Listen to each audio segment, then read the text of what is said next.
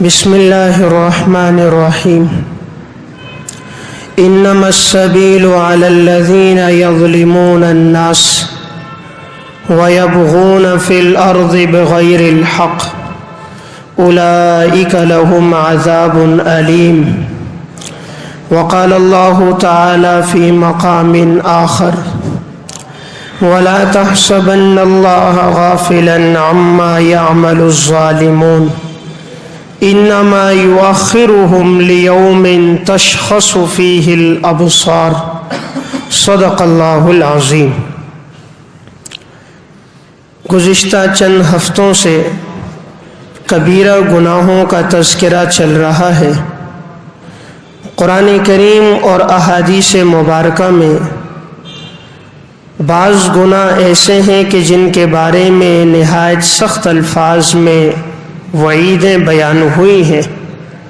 انہی گناہوں میں سے ایک گناہ ہے غش الامام الرعیۃ وظلمہ لہم، امام کا اپنی رعایا کو دھوکہ دینا اور ان پر ظلم کرنا۔ تو یہ کبیرہ گناہوں میں سے ہے کہ وقت کا بادشاہ اگر اپنی رعایا کو دھوکہ دے اور ان کے ساتھ ناانصافی کرے۔ قرآن کریم میں اللہ رب العزت ارشاد فرماتے ہیں انما السبیل علی الذین یظلمون الناس، یقیناً الزام ان لوگوں پر ہے کہ جو لوگوں پر ظلم کرتے ہیں، وَيَبْغُونَ فِي الْأَرْضِ بِغَيْرِ الْحَقِّ، اور وہ زمین میں ناحق بغاوت کرتے ہیں۔ اولئک لہم عذاب علیم، ان لوگوں کے لیے دردناک عذاب ہوگا۔ دوسرے مقام پر اللہ رب العزت نے ارشاد فرمایا وَلَا تَحْسَبَنَّ اللَّهَ غَافِلًا عَمَّا يَعْمَلُ الظَّالِمُونَ، اور آپ مت گمان کرو کہ اللہ غافل ہے ان لوگوں کے عمل سے جو لوگ ظالم ہیں، یعنی اللہ کو ظالم لوگوں کے عمل کا پتہ ہے۔ انما یؤخرہم لیوم تشخص فیہ الابصار، یقیناً اللہ انہیں مہلت دے رہا ہے ایسے دن کی جس دن آنکھیں کھلی کی کھلی رہ جائیں گی، یعنی قیامت کا دن۔ مہطعین مقنعی رؤوسہم، یہ وہ دن ہوگا جس دن لوگ دوڑ رہے ہوں گے، انہوں نے اپنے سر اٹھائے ہوئے ہوں گے۔ لا یرتد الیہم طرفہم، ان کی نگاہیں نہیں جھکیں گی۔ وافئدتہم ہوا، اور ان کے دل بدحواس ہوں گے۔ ایک اور مقام پر اللہ رب العزت نے فرمایا وَسَيَعْلَمُ الَّذِينَ ظَلَمُوا أَيَّ مُنْقَلَبٍ يَنْقَلِبُونَ، عن قریب ظالم لوگ جان لیں گے کہ وہ کس کروٹ پر پلٹ رہے ہیں۔ تو ان آیات میں اللہ تعالیٰ نے ظالموں کو مخاطب کر کے فرمایا کہ جو دنیا میں ظلم کرتا ہے اللہ کے علم میں ہے اور اللہ ایسے ظالموں کو سزا دے گا۔ نبی اکرم صلی اللہ علیہ وسلم نے ارشاد فرمایا الظلم ظلمات یوم القیامہ، ظلم قیامت کے دن اندھیروں کی صورت میں ہوگا۔ آپ صلی اللہ علیہ وسلم نے ارشاد فرمایا کلکم راع وکلکم مسئول عن رعیتہ، تم میں سے ہر ایک شخص نگران ہے اور اس سے اس کی رعیت کے بارے میں سوال کیا جائے گا۔ آپ صلی اللہ علیہ وسلم نے فرمایا ویل للامراء، ہلاکت ہے بادشاہوں کے لیے، ویل للعرفاء، ہلاکت ہے چودھریوں کے لیے، ویل للامناء، ہلاکت ہے ذمہ دار لوگوں کے لیے۔ لَيَتَمَنَّيَنَّ أَقْوَامٌ يَوْمَ الْقِيَامَةِ، قیامت کے دن ضرور بے ضرور یہ لوگ تمنا کریں گے ان ذوائبہم کانت معلقۃ بالثریا، کہ انہیں سر کے بالوں کے ساتھ ثریا ستارے پر لٹکا دیا جائے، یعذبون، اور انہیں عذاب دیا جائے، ولم یکونوا عملوا علی شیء، اور یہ تمنا کریں گے کاش دنیا میں ہم کسی عہدے پر نہ ہوتے۔ تو یہ مسند احمد کی روایت ہے، اس میں آپ صلی اللہ علیہ وسلم نے فرمایا کہ جس شخص کے پاس عہدے ہیں قیامت کے دن یہ لوگ کہیں گے کاش ہمیں سر کے بالوں کے ساتھ ثریا ستارے پر لٹکا دیا جاتا اور ہمیں یہ عہدے نہ دیے جاتے۔ کیونکہ ان عہدوں کے بارے میں جب باس پرس ہوگی کہ تمہیں یہ ذمہ داری دی گئی اور تم نے اس ذمہ داری کو کس طرح نبھایا، تو قیامت کے دن وہ تمنا کریں گے کاش ہمیں الٹا لٹکا دیا جاتا اور دنیا میں ہمیں یہ عہدے نہ دیے جاتے۔ تو اس حدیث میں آپ صلی اللہ علیہ وسلم یہ بتلانا چاہ رہے ہیں کہ یہ عہدہ لینا بہت بڑی ذمہ داری ہے۔ اگر انسان اس کو حق کے ساتھ، انصاف کے ساتھ پورا کر سکے تو فبہا، اور اگر نہ کر سکے تو اپنے آپ کو عہدوں سے دور رکھے۔ نبی اکرم صلی اللہ علیہ وسلم نے فرمایا ما من امیر عشرۃ الا یؤتی بہ یوم القیامہ، نہیں تم میں سے کوئی شخص کہ جو 10 آدمیوں پر امیر ہو مگر قیامت کے دن اسے لایا جائے گا مغلولا یدہ الی عنقہ، اور اس کے ہاتھ اس کی گردن میں بندھے ہوں گے، اما اطلقہ عدلہ او اوبقہ جورہ، اس کا عدل یا تو اس کو چھوڑا دے گا یا اس کا ظلم اس کو ہلاک کر دے گا۔ آپ نے فرمایا اگر کوئی 10 آدمیوں پر امیر ہے اور اس نے اپنی عمارت میں عدل اور انصاف کیا تو یہ عدل اس کو چھوڑا دے گا، اور اگر اس نے اپنی عمارت میں ظلم و ستم کیا تو آپ نے فرمایا یہ عمارت اس کو ہلاک کر دے گی۔ نبی کریم صلی اللہ علیہ وسلم نے ارشاد فرمایا اللہم من ولی من امر هذه الامت شیئا فرفق بهم، اے اللہ میری امت میں سے جس کو ذمہ داری دی جائے اور وہ نرمی کرے اپنے ماتحتوں کے ساتھ، فرفق به، تو اے اللہ تو بھی اس کے ساتھ نرمی کرنا۔ میری امت میں جو ذمہ دار بنے، بادشاہ بنے، علاقے کا گورنر، قاضی بنے، لوگوں کے ساتھ نرمی کرے تو اے اللہ قیامت کے دن تو بھی اس کے ساتھ نرمی کرنا۔ نبی اکرم صلی اللہ علیہ وسلم نے ارشاد فرمایا من واللہ اللہ شیئا من امور المسلمین، جس شخص کو ذمہ داری دی گئی مسلمانوں کے امور میں سے کسی کام کی، فاحتجب دون حاجتہم، اور اس نے ان کی حاجتوں کو پورا نہ کیا، وخلتہم وفقرہم، ان کی ضرورتوں کو پورا نہ کیا، ان کے فقر کو دور نہ کیا، احتجب اللہ دون حاجتہ وخلتہ وفقرہ، تو اے اللہ تو بھی اس کی حاجت کو پورا نہ کرنا، اس کی ضرورت کو پورا نہ کرنا اور اس کو فقر سے دور نہ کرنا۔ یہ سنن ابی داؤد کی روایت ہے، یعنی اس میں آپ صلی اللہ علیہ وسلم نے فرمایا کہ جو امت کے لوگوں پہ نرمی کرے گا، ان کی ضرورت کو پوری کرے گا اور فقر کو دور کرے گا تو قیامت کے دن اللہ بھی اس کی ضرورتوں کو پورا کرے گا اور اللہ اس سے فقر کو دور کرے گا۔ نبی اکرم صلی اللہ علیہ وسلم نے ارشاد فرمایا اشد الناس عذابا یوم القیامت امام جائر، سب سے زیادہ سخت عذاب قیامت کے دن اس حکمران کو ہوگا کہ جس نے اپنی بادشاہت میں ظلم کیا ہوگا، کہ جو بادشاہ بنا اور ظالم بنا۔ آپ صلی اللہ علیہ وسلم نے فرمایا قیامت کے دن اس کا جو عذاب ہوگا وہ نہایت سخت عذاب ہوگا۔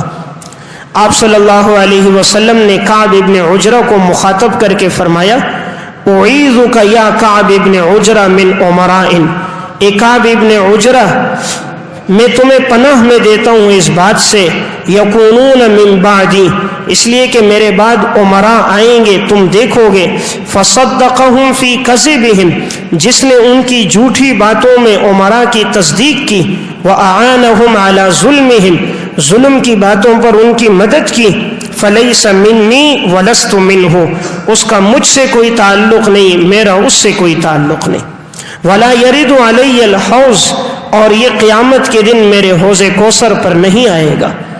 یعنی آپ صلی اللہ علیہ وسلم نے ارشاد فرمایا کہ میرے بعد حکمران آئیں گے، وہ جھوٹ بولیں گے اور تم میں سے بعض لوگ ان کی تصدیق کریں گے، ان کی جھوٹی باتوں کو سچ کہیں گے اور ظلم کے کاموں پر ان کی مدد کریں گے۔ آپ نے فرمایا جس نے ظالم حکمران کی مدد کی، ان کی جھوٹی باتوں کو سچ کہا، فلیس منی ولست منہ، میرا اس سے کوئی تعلق نہیں، اس کا مجھ سے کوئی تعلق نہیں، ولا یرد علی الحوض، وہ میرے حوض کوثر پر نہیں آئے گا۔ اس لیے بعض لوگ اگر کوئی حکمران، کوئی گورنر، کوئی پارٹی کا بڑا غلط بات کہے پھر بھی کہتے ہیں وہ ٹھیک کہہ رہا ہے، وہ ظلم کرے پھر بھی کہتے ہیں وہ صحیح کر رہا ہے، وہ نا انصافی کرے پھر بھی کہتے ہیں وہ عدل کر رہا ہے، تو کوئی اگر ظالم کی تصدیق کرتا ہے، اس کی جھوٹی باتوں کو سچ کہتا ہے، اس کے ظلم کی باتوں کا اقرار کر کے اس کی تائید کر کے ان کی تشہیر کرتا ہے کہ وہ ٹھیک کر رہا ہے، تو آپ نے فرمایا ایسے آدمی کا مجھ سے کوئی تعلق نہیں۔ اس لیے مسلمان کا کام ہے وہ حق کی تصدیق کرے، حق باتوں کو آگے بتلائے، جو غلط کہہ رہا ہے تو بتلائے کہ اس کی یہ بات غلط ہے۔ تو ان احادیث میں آپ صلی اللہ علیہ وسلم نے بڑے سخت الفاظ میں تنبیہ فرمائی اس حکمران کے لیے اور اس شخص کے لیے جس کے پاس کوئی عہدہ ہو اور وہ اپنی ذمہ داری کو صحیح ادا نہ کرتا ہو۔ اگر وہ صحیح ادا کرتا ہے تو آپ نے فرمایا قیامت کے دن اللہ اس کو اپنے عرش کے سائے میں جگہ دے گا۔ 7 خوش نصیب انسانوں کو اللہ اپنے عرش کے سائے میں جگہ دے گا۔ 7 یظلہم اللہ فی ظلہ یوم لا ظل الا ظلہ امام عادل۔ 7 آدمیوں کو اللہ اپنے عرش کے سائے میں جگہ دے گا، ان میں سب سے پہلا آدمی عدل اور انصاف کرنے والا بادشاہ۔ گویا آپ نے تصویر کے دونوں رخ بتلائے کہ اگر یہ ظلم کرتا ہے تو سب سے سخت عذاب ظالم حکمران کے لیے ہے، اور اس شخص کے لیے جس کے پاس عہدہ ہو اور وہ غلط استعمال کرے۔ اور دوسری طرف آپ نے بتایا اگر وہ عدل میں زندگی گزارتا ہے تو قیامت کے دن اللہ رب العزت اس کو اپنے عرش کے سائے میں جگہ دے گا۔ اس لیے جس کے پاس عہدہ ہو، ذمہ داری ہو، اسے چاہیے اپنی ذمہ داری کو عدل کے ساتھ ادا کرے، اپنے آپ کو ظلم سے بچائے۔ حضرات صحابہ اکرام اور سلف کی زندگی اس بات پر گزری کہ انہوں نے ہمیشہ عدل کیا، جب بھی حکمرانی انہیں ملی، کوئی عہدہ ملا، انہوں نے کبھی ظلم نہ کیا۔ حضرت عمر رضی اللہ تعالیٰ عنہ کا واقعہ تاریخ مدینتی دمشق میں ہے کہ ایک دفعہ ان کو شہد کھانے کی ضرورت پیش آئی۔ انہوں نے اپنے گھر والوں سے پوچھا، گھر والوں نے بتایا گھر میں شہد موجود نہیں ہے۔ اب انہوں نے جب معلومات کی تو پتہ چلا بیت المال میں موجود ہے۔ تو اب انہوں نے جائز نہ سمجھا کہ بیت المال کا شہد میں اکیلے استعمال کروں اور ان کی اجازت کے بغیر، حالانکہ 2 چمچ شہد چاہیے تھا۔ تو جب سب صحابہ اکرام موجود ہوئے، مسجد میں آئے تو حضرت عمر نے خطبہ دیتے ہوئے ان سے اجازت طلب کی، کیا تم سب مجھے اجازت دیتے ہو کہ میں یہ شہد استعمال کروں؟ جب سب نے اجازت دی تو آپ نے اپنی بیماری میں اس شہد کو استعمال کیا۔ تو دیکھیے ظلم سے کتنا بچتے تھے، عدل پر کتنی زندگی گزارتے تھے۔ حکمران ہونے کے باوجود 2 چمچ شہد کے لیے انہوں نے رعایا سے اجازت طلب کی ہے اور اس کے بعد انہوں نے 2 چمچ شہد لیا۔ حضرت عثمان رضی اللہ تعالیٰ عنہ ایک موقع پر انہوں نے اپنے غلام کا کان مروڑ دیا، تو پھر دوسرے دن ان سے کہا کہ تم مجھ سے بدلہ لے لو۔ انہوں نے فرمایا حضرت کوئی حرج کی بات نہیں۔ کہا نہیں، مجھ سے بدلہ لے لو، اس لیے کہ آخرت کا معاملہ بہت سخت ہے۔ تو اب وہ غلام آیا، حضرت عثمان کے کان کو مروڑا تو حضرت عثمان خوش ہو گئے، فرمایا دنیا میں بدلہ ادا ہو گیا، آخرت میں اس بارے میں مجھ سے باس پرس نہیں ہوگی۔ یہ واقعہ الریاض النظرہ فی مناقب العشرہ میں ہے۔ اس سے اندازہ کریں کہ یہ لوگ حکمران تھے، حکمران ہونے کے باوجود عدل پر زندگی گزاری، اپنے آپ کو انہوں نے ظلم سے بچایا۔ اخبار القضات میں واقعہ ہے، حضرت علی رضی اللہ تعالیٰ عنہ کا دور تھا اور ان کی زرہ چوری ہو گئی، اور یہ زرہ ایک یہودی کے پاس تھی۔ حضرت علی رضی اللہ تعالیٰ عنہ مقدمہ لے کر گئے قاضی شریح کی عدالت میں اور کہا میری زرہ فلاں یہودی کے پاس ہے، تو تم ان سے کہو کہ وہ مجھے واپس کر دے۔ جب اس یہودی کو بلایا گیا تو اس نے کہا یہ زرہ تو میری ہے۔ اب حضرت علی رضی اللہ تعالیٰ عنہ بھی دربار میں موجود ہے اور وہ یہودی بھی موجود ہے۔ باوجود یہ کہ حضرت علی اس وقت خلیفہ تھے، لیکن آپ اور وہ یہودی ایک صف میں دونوں کھڑے ہوئے، اور جب قاضی نے آپ سے پوچھا کہ یہ زرہ آپ کی ہے، دلیل کیا ہے؟ تو حضرت علی نے فرمایا میرا یہ غلام قمبر اور میرا یہ بیٹا حسن گواہی دیتے ہیں کہ یہ زرہ میری ہے۔ تو قاضی نے آگے سے کہا آپ کو معلوم ہے بیٹے کی گواہی باپ کے حق میں قبول نہیں ہے، غلام کی گواہی آقا کے حق میں قبول نہیں ہے، اس کے علاوہ کوئی موجود ہے تو بتاؤ۔ حضرت علی نے فرمایا اس کے علاوہ تو کوئی گواہ نہیں ہے۔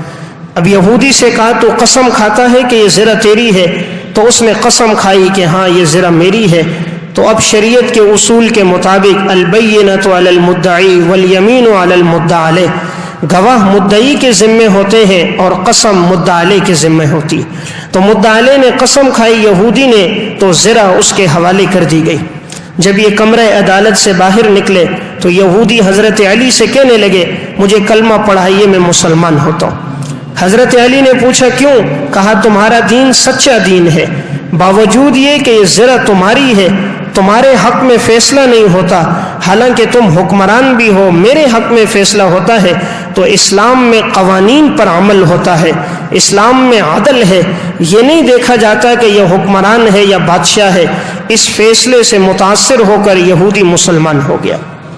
تو دیکھیے یہ اسلام کی حقانیت اور سچائی کہ اسلام میں جو حکمران آئے انہوں نے ہمیشہ عدل کیا، انہوں نے کبھی ظلم نہ کیا، نا انصافی نہیں کی. یہ نہیں دیکھا کہ یہ میری اولاد ہے، عزیز و اقارب ہے، رشتہ دار ہے، انہوں نے عدل کے دامن کو کبھی نہ چھوڑا. عمر بن عبدالعزیز رحمۃ اللہ علیہ سن 99 ہجری میں بادشاہ بنے، 101 ہجری میں انتقال ہوا. ایسا عدل و انصاف کیا تھا انہوں نے کہ ان کے دور خلافت میں کوئی زکوٰۃ کا مستحق نہیں ملتا تھا. رعایا میں سے ہر شخص کو اتنا مالدار کر دیا تھا، کوئی زکوٰۃ لینے والا نہ ملتا.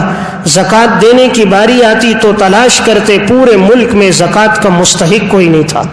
جب بادشاہ نیک ہوتے ہیں اور رعایا کا حق ادا کرتے ہیں، غریبوں کے ساتھ تعاون کرتے ہیں، اپنے اکاؤنٹوں میں اور اپنی اولادوں کو، اپنے متعلقین کو نہیں نوازتے بلکہ مستحق کو نوازتے ہیں، تو پھر رعایا میں کوئی مستحق باقی نہیں رہتا. ان کے دور خلافت میں ایسا عدل اور انصاف تھا، ایسا عدل اور انصاف تھا. حلیۃ الاولیاء میں اور تاریخ الخلفاء میں ہے، ان کے دور میں کبھی ایسا نہ ہوا کہ بھیڑیے نے بکری پہ حملہ کر دیا ہو. ایسا عدل کہ انسان تو انسان، جانوروں میں بھی عدل تھا. ایک دفعہ ایک چرواہا بکریاں چرا رہا تھا، بھیڑیے اور بکریاں ایک ہی گھاٹ پہ پانی پی رہے تھے. اچانک کیا دیکھا کہ بھیڑیے نے بکری پہ حملہ کر دیا. اس نے خط لکھ کر پوچھا کہ آیا مدینہ میں جو نیک صالح حکمران تھا اس کا انتقال تو نہیں ہو گیا؟ تو خبر ملی واقعی انتقال ہو گیا. تو جس دن انتقال ہوا اس دن بھیڑیا بکری پہ حملہ کر رہا تھا. جب تک وہ زندہ تھے ایسا عدل قائم کیا تھا کہ جانوروں میں بھی عدل تھا. تو نیک صالح جو حکمران ہوتا ہے اس کا اثر اس پہ بھی پڑتا ہے، عوام پہ بھی اس کا اثر پڑتا ہے، انسانوں پر بھی اثر ہوتا ہے، اور اللہ کی زمین پہ رہتی ہوئی جتنی مخلوقات ہیں ان پر بھی اثر ہوتا ہے. امام رازی رحمۃ اللہ علیہ کی تفسیر کبیر ہے، اس میں انہوں نے مالک یوم الدین کی تفسیر میں ایک واقعہ لکھا کہ نوشیرواں بادشاہ تھا. یہ وہ بادشاہ ہے جس نے زندگی عدل میں گزاری ہے، بڑا عادل بادشاہ تھا. ایک دفعہ یہ بادشاہ شکار کرنے کے لیے نکلا اور شکار کرتے کرتے جنگل میں بہت آگے چلا گیا. اب اس نے دیکھا رات کا اندھیرا چھا گیا تو اس نے مناسب نہ سمجھا کہ میں اب لوٹوں تو کہیں کوئی جانور نقصان نہ پہنچا دے. تو یہ جنگل میں کوئی خیمہ تلاش کرنے لگا تاکہ رات گزار دوں اور پھر میں صبح اپنے گھر کی طرف لوٹ جاؤں گا. تو اس نے ایک خیمہ دیکھا، آواز دی کہ میں مسافر ہوں، رات کو ٹھہرنا چاہتا ہوں اور صبح میں اپنے گھر کی طرف لوٹ جاؤں گا. انہوں نے ٹھہرا دیا. وہ پہچانتے نہیں تھے کہ یہ نوشیرواں بادشاہ ہے، انہیں معلوم نہیں تھا چونکہ بادشاہ تنہا تھا، کوئی اس کے ساتھ سیکورٹی نہیں تھی، کوئی محافظ نہیں تھے. تو اب جب یہ اندر آیا تو انہوں نے اکرام کرتے ہوئے سامنے ان کا ایک انار کا باغ تھا. تو یہ ایک نوجوان لڑکا دوڑتے ہوئے گیا اور ایک انار توڑ کے لایا اور انار کا رس نکالا ایک گلاس میں اور وہ گلاس نوشیرواں کو پیش کیا. نوشیرواں نے دیکھا ایک انار سے پورا گلاس بھر گیا. اس دور کے بڑے گلاس تھے. وہ بڑا متاثر ہوا اور جب پیا تو ایسا ذائقہ کہ اس نے کبھی ایسے ذائقہ دار انار کا رس پیا نہیں تھا. تو اس کے دل میں یہ نیت آ گئی کہ یہ باغ بڑا قیمتی ہے جس کے ایک ایک انار میں اتنا رس ہے. تو اس نے سوچا کہ میں اس باغ پہ قبضہ کر دوں گا اور یہ باغ میں ان سے لے لوں گا، اس کی جگہ کوئی اور چیز ان کو دے دوں گا. صرف دل میں اس نے ارادہ کیا، ابھی اظہار نہیں کیا تھا، دل میں بات آئی تھی. تھوڑی دیر گزری، اس نے پھر کہا کہ جاؤ ایک اور انار توڑ کے لاؤ. وہ گیا انار توڑ کے لایا اور کہا رس نکالو. جب رس نکالا تو آدھے گلاس سے بھی کم ہوا، 1/4 گلاس بھرا. نوشیروہ نے کہا ابھی تم لائے تھے پورا گلاس بھرا اور ابھی تو 1/4 ہوا، تو تم کہاں سے لائے ہو؟ کہا جی اسی باغ سے لایا. کہا اسی درخت سے توڑ کر لاؤ. کہا جی اسی سے توڑ کے لایا ہوں. کہا دوسرے سے لے کر آؤ. دوسرے درخت سے توڑ کر لائے تب بھی تھوڑا سا رس نکلا. کہا تیسرے درخت سے لاؤ، اس سے لایا تب بھی تھوڑا سا رس نکلا. نوشیروہ نے کہا یہ کیا بات ہے، پہلے اتنا رس تھا اور اب کم ہو گیا. انہوں نے کہا لگتا ہے بادشاہ نے ظلم کا ارادہ کر دیا. حالانکہ اس لڑکے کو پتہ نہیں کہ یہ بادشاہ ہے. اس نے کہا لگتا ہے کہ بادشاہ نے ظلم کا ارادہ کر دیا ہے، اور جب بادشاہ رعایا پہ ظلم کرتا ہے تو اللہ برکت کو ختم کر دیتا ہے. جب بادشاہ رعایا پہ ظلم کرتا ہے تو اللہ برکت کو ختم کر دیتا ہے. اب نوشیروہ کو تو پتا تھا بادشاہ میں ہوں اور ظلم کا ارادہ میں نے کیا ہے، تو اس نے اپنے دل کے اندر اپنی نیت تبدیل کر دی اور یہ ارادہ کر دیا کہ میں یہ باغ اس سے لوں گا نہیں، یہ باغ اسی کے پاس ہو. اللہ مجھے میرے اس غلط ارادے پہ معاف کرے. دل میں توبہ کر دی. پھر تھوڑی دیر کے بعد لڑکے سے کہا جاؤ بھائی ابھی انار توڑ کے لاؤ. وہ گیا انار توڑ کے لایا اور جو گلاس میں ڈالا تو پورا گلاس بھر گیا. بادشاہ نے کہا یہ کیا ہوا؟ تو اس نے کہا لگتا ہے بادشاہ نے عدل کی نیت کر دی، اور جب بادشاہ عدل کی نیت کرتا ہے اللہ تعالیٰ کائنات کی چیزوں میں برکتیں ڈال دیتا ہے. تو بادشاہ نے کہا تم صحیح کہہ رہے ہو، میں ہی بادشاہ ہوں، میں نے ہی ظلم کا ارادہ کیا تھا اور اب میں اپنے ارادے سے باز آ گیا ہوں. تو یہاں جو میں عرض کر رہا تھا وہ یہ ہے کہ کبیرہ گناہوں میں کہ جب بادشاہ اپنی رعایا پر ظلم کرے تو اس لیے بہت سخت سزا ہے اس شخص کے لیے جو بادشاہ ہو، عہدے پر ہو کر ظلم کرتا ہے. ہاں اگر وہ عدل پر آتا ہے تو اللہ تعالیٰ تمام چیزوں میں برکتیں ڈال دیتا ہے. ظلم جس نے بھی کیا سلطنت اور بادشاہت میں اللہ نے انہیں سزا دی اور عبرتناک سزا دی. فرعون نے ظلم کیا تھا سلطنت میں کہ 20,000 بچوں کو اس نے ناحق قتل کیا تھا، یہ سمجھ کے کہ وہ موسیٰ پیدا نہ ہو.